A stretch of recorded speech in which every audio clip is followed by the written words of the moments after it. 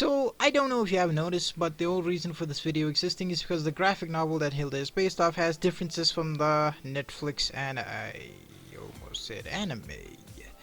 The Netflix cartoon, the adaptation, yeah.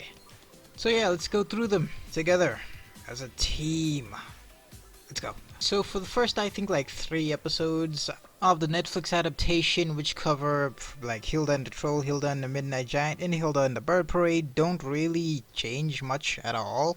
I mean, there are things that they take out from the graphic novel, but they don't really change much. They like add a few things here and there.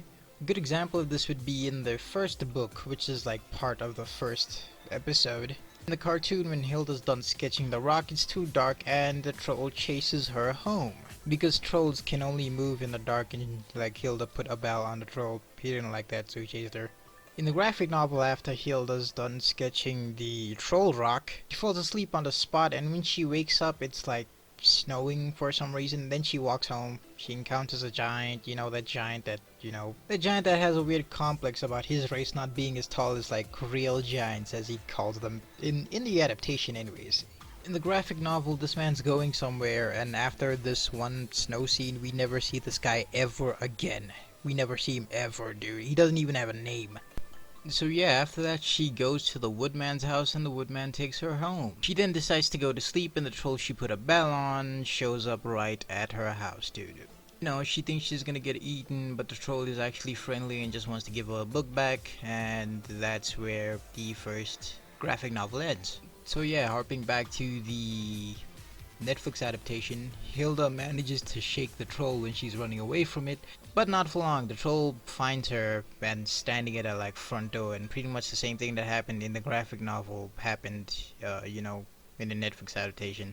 Hilda took the bell off the troll, said bye bye, but before doing that gave Hilda her book back. So the rest of episode 1 as well as episode 2 adapt Hilda and the Midnight Giant. Again, not too many things are changed. Some things are added in the Netflix adaptation, but that's pretty much it. And some of the things that have changed are like minor things, like Hilda, wearing different clothing in the Netflix adaptation, but the same stuff still happens, so, After that, it's Hilda and the Bird Parade, where Hilda and Joanna finally get to Trollberg because their house got stomped. Bro, imagine that being the reason why you have to move, dude. How many things do you think would still survive if something like the Colossal Titan or a giant stomped your house, dude? Imagine like you had an expensive PC in there and shit, and it's gone, all of it. And how exactly are you gonna catch a giant that leaps to the fucking moon, dude? This man's on some Saitama shit. Anyways, back to the adaptation. For now, not too many things have changed again, aside from like...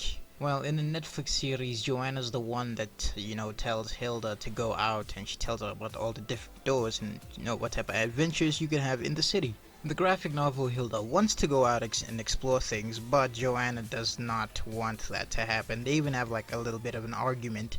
And Hilda also figures out for herself that, every door is different and you can have different adventures in the city, blah blah blah. In the Netflix adaptation, they also cut out a significant amount of scenes of Hilda and Bird guy.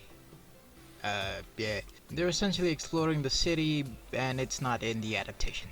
Also, Frida and David make a cameo in this episode. Yep, those two. Now, from here on out, things, change with the Netflix adaptation. I'm not gonna say this stuff is not canon, that it's filler, because I don't know. I heard something about Luke Pearson being involved in the adaptation, so I'm just gonna assume that all this was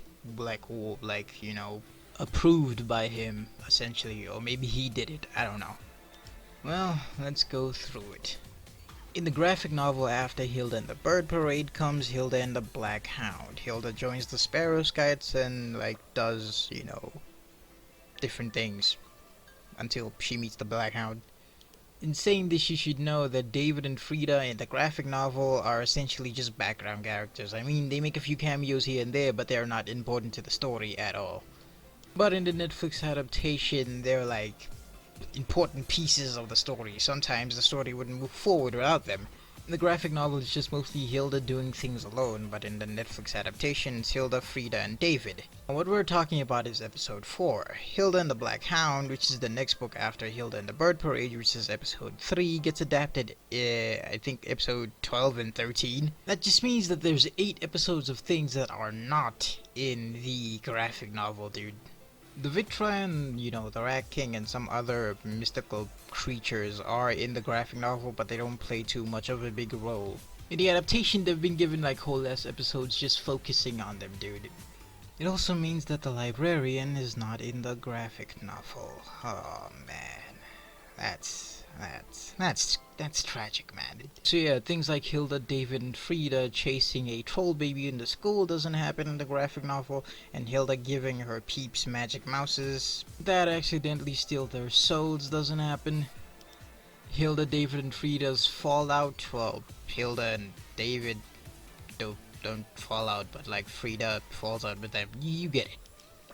That shit doesn't happen in the graphic novel, so there is no ghost that keeps rearranging Frida's room because we barely focus on her. That one bitch that steals clouds and those cloud guys aren't really in the graphic novel. I mean, they might show up, I don't know, but they're not in the graphic novel right now. Hilda being won by a giant after that, the encounter with that one scientist bitch that steals clouds doesn't happen. Then we finally get to Hilda and the Black Hound. Again, a lot of things are adapted one-to-one, but there are things that are added. Like the Frida shit with Amara, that wasn't in the graphic novel, and David, he was there, but he wasn't really talking all too much. I mean, I guess Frida was there too, but she wasn't really talking all too much neither. Hilda still surprisingly does not get a single badge after this, dude. And this time she doesn't have homies to help her. She has to figure out this out on her own in the graphic novel anyways. I say on her own because she's not about to tell her mother that she completely failed at being a Sparrow Scout. Yeah. And that is the end of season 1. Hilda and the Black Hound, which is only 4 of the 6 books that are out. Season 2 covers Hilda and the Stone Forest and Hilda and Midnight Giant. No, wait, what? Hilda and the Stone Forest and Hilda and the Mountain King. That's what I wanted to say. Anyways, if you liked this video, please please subscribe and hit that like button. Seriously, it helps me a lot. That has been the comparison of the graphic novel to the Netflix adaptation of season 1. Later.